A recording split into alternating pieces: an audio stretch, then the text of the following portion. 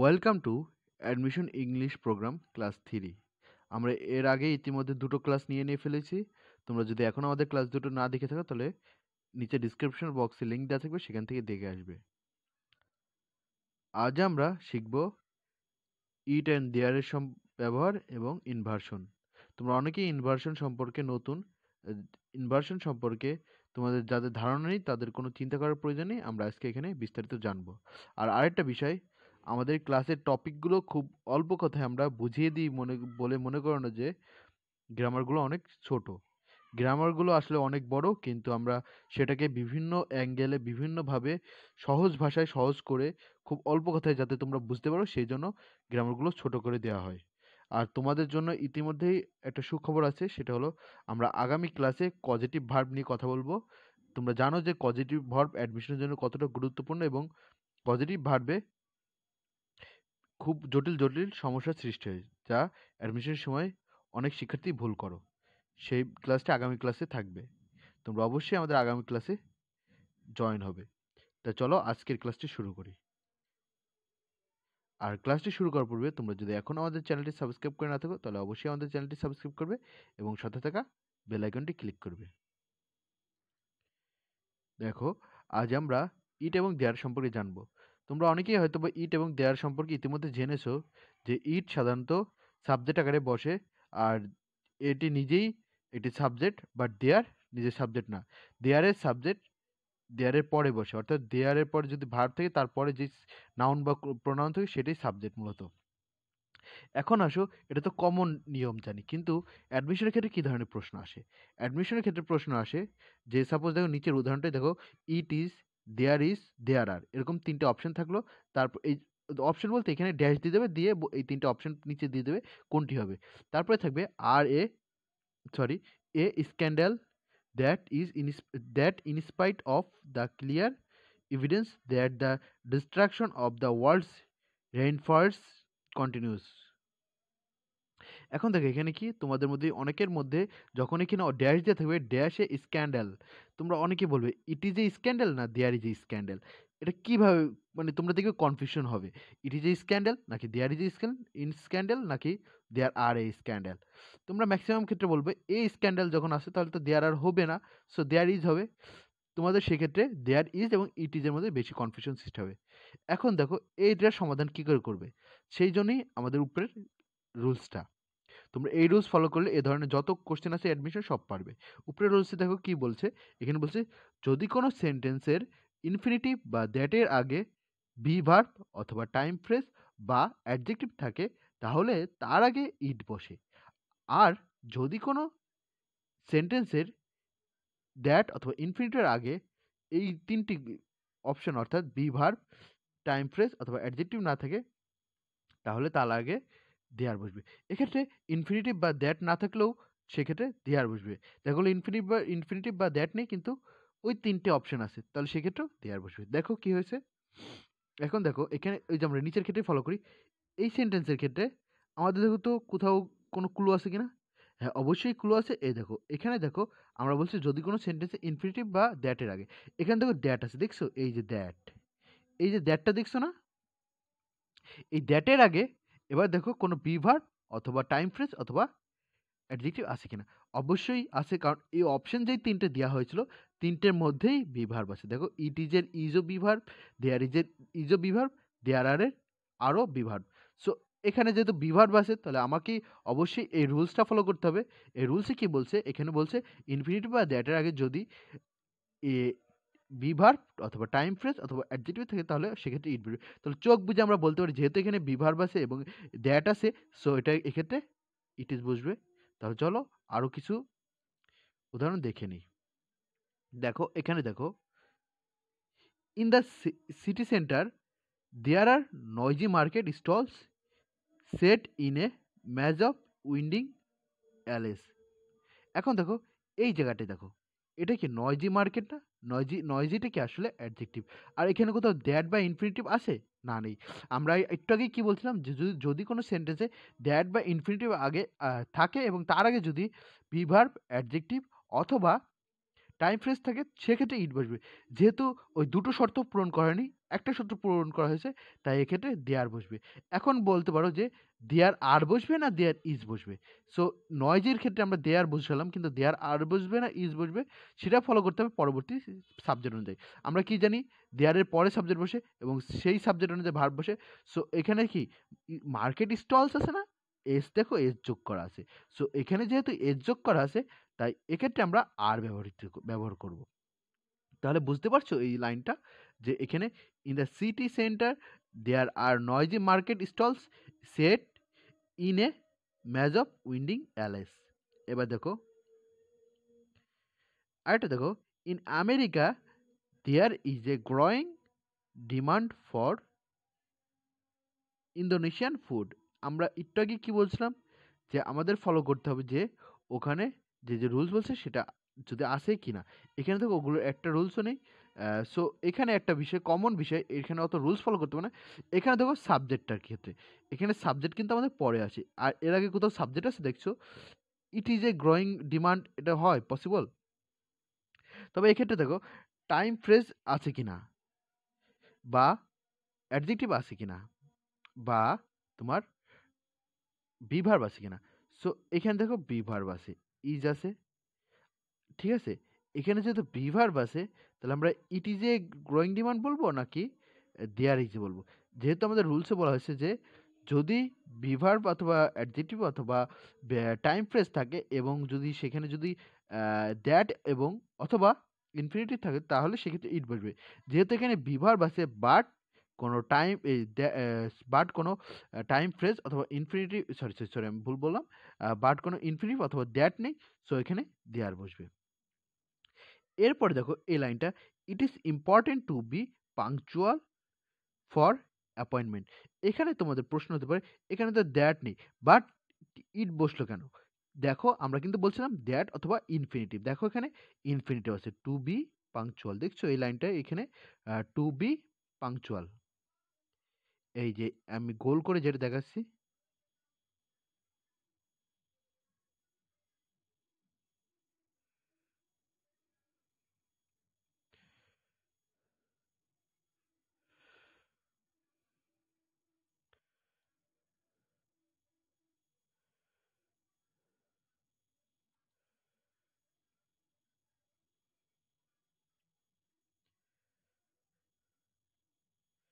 Sorry, আচ্ছা দেখো এবার দেখো এই লাইনটার ক্ষেত্রে it is important to be punctual for appointments. আচ্ছা এখানে কোথাও দ্যাট আছে না, এখানে তো কোথাও দ্যাট নেই, তাহলে ইট কেন বসলো? ইট কেন বসলো এর উত্তর পেয়ে যাবে তুমি এখানেই, দেখো টু বি পাংচুয়াল এটা কি ইনফিনিটিভ না? আমরা কিন্তু একটু আগেই বলছিলাম যে দ্যাট অথবা ইনফিনিটিভ যদি থাকে তা এবং তার আগে যদি কোনো বি ভার্ব অ্যাডজেক্টিভ অথবা টাইম ফ্রেজ থাকে সেক্ষেত্রেই শুধুমাত্র ইট বসবে। দেখো তো এখানে টু বি কি পাংচুয়াল এটা কি ইনফিনিটিভ না? অবশ্যই ইনফিনিট। আমরা জানি টু প্লাস ভার্ব সমান root, to plus root verb অর্থাৎ ভি ওয়ান সমান ইনফিনিটিভ। এখানে বি ভার্ব কি একটা ভি ওয়ান ভার্ব না? হ্যাঁ, যার কারণে এটা ইনফিনিটিভ। এবং এর আগে দেখো কোথাও বি ভার্ব অথবা অ্যাডজেক্টিভ অথবা টাইম ফ্রেজ আছে কিনা। এক্ষেত্রে দেখো দুটোই আছে, ইম্পর্টেন্ট একটা অ্যাডজেক্টিভ আর ইট ইজ, ইজটা নিজেও একটা বি ভার্ব। সো এক্ষেত্রে আমরা বলতে পারি ইট ইজ। এখন তোমাদের প্রশ্ন হতে পারে ইট ইজ হবে না আর হবে? তোমরা তো জানোই ইটের পরে কখনোই আর হয় না, ইট ইজই হয়। সো এখানে চোখ বুজে বলতে পারি ইট ইজ। এবার আসো আরেকটা ক্ষেত্রে, এই লাইনে দেখো it was in 1971 that we became independent. তোমাদের এখানে বলতে পারো টু বি ভার্ব নেই, টু বি সরি কি বলে ইনফিনিটিভ নেই, কিন্তু আমাদের কি শর্ত অনুযায়ী দ্যাট আছে, দেখছো দ্যাট আছে এবং দ্যাটের আগে কি বলছিল? দ্যাটের আগে বলছিল বি ভার্ব অথবা টাইম ফ্রেজ অথবা অ্যাডজেক্টিভ। দেখো তো এখানে দ্যাটের আগে কি আছে? দ্যাটের আগে কিন্তু আমাদের একটা টাইম ফ্রেজ আছে, টাইম ফ্রেজ মানে কি একটা সময়। দেখো 1971, যেহেতু এখানে 1971 আছে এবং পরে দ্যাট আছে তাহলে এক্ষেত্রে আমরা চোখ বুজে বলতে পারি এখানে ইট বসবে। তবে এখন একটা প্রশ্ন হচ্ছে ইজ বসবে না ওয়াজ বসবে? তোমাদের দেখো এটা কিন্তু 1971 আজকের কথা নাকি অনেক আগের কথা? অবশ্যই অনেক আগের কথা। তাহলে এখানে কি হবে? ওয়াজ বসবে। সো বুঝতে পারছো আমরা কিভাবে এটা সমাধান করলাম? ইট এবং দেয়ার এর ব্যবহার। তোমরা কিন্তু এটা অবশ্যই তোমাদের নোট খাতায় লিখে রাখবে এই রুলসগুলো, কারণ আমাদের অ্যাডমিশনের ক্ষেত্রেও আমি যে টপিকগুলো পড়াচ্ছি তোমাদের শুধুমাত্র অ্যাডমিশনের জন্যই পড়াচ্ছি। সো প্রত্যেকটা টপিকই খুবই গুরুত্বপূর্ণ। আমি তোমাদের সেই গুরুত্বপূর্ণ টপিকগুলোই বারবার রিভিশনের মাধ্যমে তোমাদের পড়াচ্ছি। আর এই টপিকগুলো বাইরে অ্যাডমিশন থেকে কোনো প্রশ্ন আসবে না। এরপর আসো ইনভার্সন। তোমরা অনেকেই যেহেতু ইনভার্সন সম্পর্কে নতুন, তাই তোমাদের সুবিধার জন্য আমি ইনভার্সন কাকে বলে, ইনভার্সন কাকে বলে এবং কেন হয় এই সব কিছু ডিটেলসে লিখছি। দেখো, এবার আসো ইনভার্সন কাকে বলে। ইনভার্সনের অর্থ হলো উল্টে দেওয়া। সেন্টেন্সে সাধারণত সাবজেক্ট এর পরে ভার্ব বসে। যদি সেই ভার্ব কখনো, সরি এখানে একারটা আগে বসবে, কখনো সাবজেক্টের আগে চলে আসে তবে তাকে ইনভার্সন বলে। কিন্তু কেন হয়? সাধারণত প্রশ্ন করার জন্যই ইন্টারোগেটিভ সেন্টেন্সে ভার্বকে সাবজেক্টের আগে বসে ইনভার্সন করা হয়। এছাড়া কোনো কথার উপর জোর দিতেও ইনভার্সন করা হয়। প্রতিযোগিতামূলক পরীক্ষায় কথার উপর জোর দেওয়া হয়, এদের গঠন ইন্টারোগেটিভ থেকে আলাদা। আচ্ছা, তোমাদের একটা জিনিস এখানে দেখো, লাইনটা হয়তো একটু বুঝতে পারছো না। আমাদের প্রতিযোগিতামূলক পরীক্ষায় কথাগুলোর উপর জোর দেওয়ার জন্যই আমরা ইনভার্সন ব্যবহার করি। সো এটা, এর গঠনটা হচ্ছে ইন্টারোগেটিভ সেন্টেন্স থেকে আলাদা। আর এটা আমাদের অ্যাডমিশন পরীক্ষায় বেশি এসে থাকে। ইনভার্সনের শিক্ষার্থীরা অনেক ভুল করে থাকে। বিশেষ করে তোমার এই ধরনের ইনভার্সনগুলো আসে কিসে? তোমাদের কারেক্ট সেন্টেন্সের ক্ষেত্রে আসে অথবা পিন পয়েন্ট ইররের ক্ষেত্রে আসে। তো আচ্ছা, তোমাদের বিস্তারিত পরে বলছি, আগে দেখো ইনভার্সন জিনিসটা। ইনভার্সনের ক্ষেত্রে যেসব দেখলে তোমরা বুঝতে পারবে যে এটা ইনভার্সন হবে, সেক্ষেত্রে তোমাদের সর্বপ্রথম দেখতে হবে ওই সেন্টেন্সে কোনো নেগেটিভ অ্যাডভার্ব, ফ্রেজ অথবা ক্লজ আছে কিনা, নেগেটিভ। তারপরে দেখবে সো অথবা ফ্রেজ আছে, সো প্লাস ফ্রেজ আছে কিনা।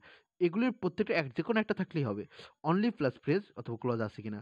Adverb of place, adverb of place বলতে বিভিন্ন স্থানের নাম যদি থাকে, সেক্ষেত্রে তোমার ইনভার্সনের রুল ফলো করে। এবার দেখো এটা কিভাবে কি হয়। যখন এই চারটার কোনো একটি থাকবে, তখন সেক্ষেত্রে তোমার সেন্টেন্সটা গঠিত হবে, অক্সিলারি ভার্ব বসবে এই ক্লুগুলোর পরে, অক্সিলারি ভার্ব বসবে। এ ভি মানে অক্সিলারি ভার্ব, তার অথবা ডু ভার্ব, মানে ধরো ডু ডি ডাজ যেটাই থাকুক ডু ভার্ব, তারপরে সাবজেক্ট। আমরা কিন্তু সাধারণত বসি কি, সাবজেক্ট আগে তারপর ভার্ব বসে, কিন্তু এখানে যদি মেইন ভার্ব থাকেও সাবজেক্টের আগে অবশ্যই অক্সিলারি ভার্ব বসবে, দেন সাবজেক্ট তারপর মেইন ভার্ব। এখন একটা কথা আছে, আমরা তো জানি যে ইনভার্সনের ক্ষেত্রে ইনভার্সনে যে ক্লুগুলো থাকবে সেগুলো সবার প্রথমে বসবে, তারপর অক্সিলারি ভার্ব, তারপর সাবজেক্ট, তারপর মেইন ভার্ব। তবে অ্যাডভার্ব অর প্লেসের ক্ষেত্রে একটু ভিন্ন। অ্যাডভার্ব অর প্লেসের ক্ষেত্রে অক্সিলারি ভার্ব না থাকলে মেইন ভার্ব আগে বসবে, আর ডিপেন্ডেন্ট ক্লজের কোনো ইনভার্সন হয় না। তোমরা এরকম যদি বলি only if you come I will go. এখন দেখো অনলি ইফ ইউ কাম, এখানে দেখো ডিপেন্ডেন্ট ক্লজ কি, ইফ ইউ কাম না, সো এটার কোনো ক্লজ হবে না। আই উইল গো, এটার ক্লজ হবে কিভাবে, সরি এটার ক্লজ না, সরি এটার ইনভার্সন হবে। কারণ আমরা জানি ডিপেন্ডেন্ট ক্লজের কোনো ইনভার্সন হয় না। So only if you come, তাহলে এটার ইফ ইউ কামের কোনো চেঞ্জ হবে না। আই উইল গো এটা চেঞ্জ হবে, তাহলে আই উইল গোর কীভাবে আসবে, উইলটাকে আগে আনতে হবে, only if you come will I go, এটাই হলো তোমার ইনভার্সন ফ্রম। ঠিক আছে, এবার দেখো তোমাদের কিছু নেগেটিভ ওয়ার্ডের কথা তুলে ধরেছি। এই ওয়ার্ডগুলো তোমরা খাতায় লিখে রাখবে, এখানে ইনভার্সন আকারে এগুলি বসবে। দেখো এই hardly, barely, rarely, scarcely, seldom, never, not only, not until, not once, at no time, by no means, by, sorry, এখানে দেখো নো হোয়ার, নো সুনার। এই ওয়ার্ডগুলো তোমরা খাতায় লিখে ফেলো, এগুলোর থেকে তোমাদের অ্যাডমিশন ক্ষেত্রে খুব বেশি এসে থাকে। আর বিশেষ করে এই ওয়ার্ডগুলো যদি থাকে, তখনই বুঝবে যে এটা ইনভার্সন হবে। এই ওয়ার্ডগুলো যে কোনো ওয়ার্ড যদি তোমাদের খাতায় থাকে বা প্রশ্নে থাকে, তাহলে মনে করবে এটাই ইনভার্সন হবে।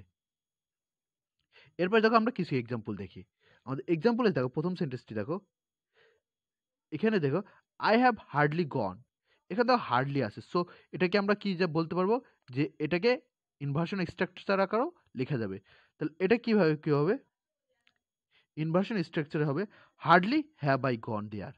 এখন দেখো হার্ডলি এ একটা বিষয় যে তোমাদের এই ইনভার্সন ওয়ার্ডগুলোকে অবশ্যই সেন্টেন্সের শুরুতে আনতে হবে। তোমরা একটু তো রুলসে দেখছিলাই, মানে আমাদের স্ট্রাকচার দেখছিলাম যে, সো এখানে হার্ডলি আগে নেওয়া হয়েছে। তারপর দেখো এই সেন্টেন্সটি কোনো ডিপেন্ডেন্ট ক্লজ আছে না, নেই। সো আমাকে এই সেন্টেন্সটাকেই ইনভার্সন করতে হবে। তাহলে হ্যাভ, অক্সিলারি ভার্ব হ্যাভটাকে আগে আনতে হবে, তারপর সাবজেক্ট, তারপরে ভার্ব।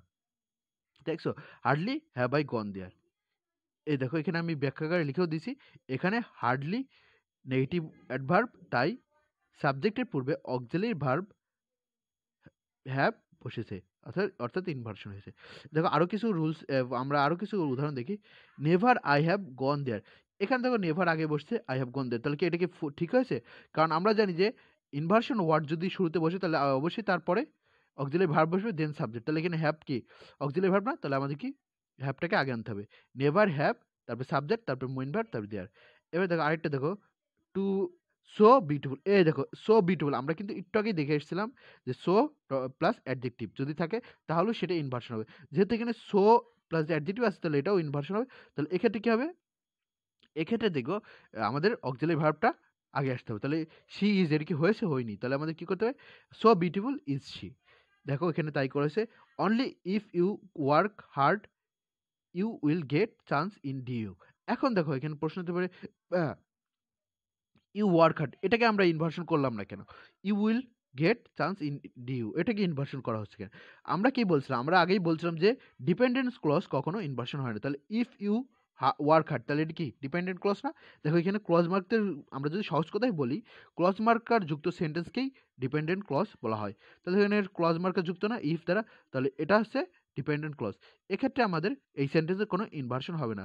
তাহলে এক্ষেত্রে আমরা কি করব? এক্ষেত্রে আমরা only if you work hard এই টোটালটিটাকে প্রথমে আনবো, যে আমরা জানি যে ইনভার্সন ক্লু যেটা থাকে সেটাকে শুরুতে আনতে। তাহলে এই টোটালটাকে শুরুতে আনলাম, সরি। এক্ষেত্রে দেখো আর যেটা ইন্ডিপেন্ডেন্ট সেন্টেন্স অর্থাৎ you will get chance in due, এটাকে আমরা ইনভার্সন করবো।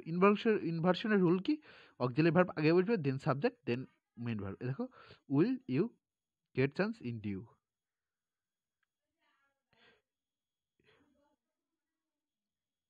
সো আশা করি তোমাদের এটা বোঝাতে পেরেছি। আর তোমাদের আজকের ক্লাসটা এ পর্যন্তই। তোমাদের বেশি যদি বুঝাতে যাই তোমরা নিজেও অনেকটা কি বলবো একঘেয়েমি হয়ে যাবা বা অধৈর্য হয়ে যাবে। তাই তোমাদেরকে অল্প অল্প করে বুঝাবো। বাট তোমাদের যতটুকু বুঝাচ্ছি তোমরা অবশ্যই মনোযোগ সহকারে বুঝবে, দেখবে, তাহলে তোমাদের অনেক বেনিফিট পাবে। আমাদের ভিডিওটি যদি ভালো লেগে থাকে তাহলে অবশ্যই আমাদের ভিডিওতে একটি লাইক এবং তোমাদের বন্ধুদের মাধ্যমে আমাদের ভিডিওটি শেয়ার করবে, এবং তোমাদের ভিডিওটি সম্পর্কে কেমন লাগলো এবং তোমাদের কি কি ধরনের ভিডিও লাগবে তোমরা নিচে কমেন্ট বক্সে জানাবে। সবাইকে অসংখ্য ধন্যবাদ আমাদের আজকের ভিডিওটি দেখার জন্য। আল্লাহ হাফিজ।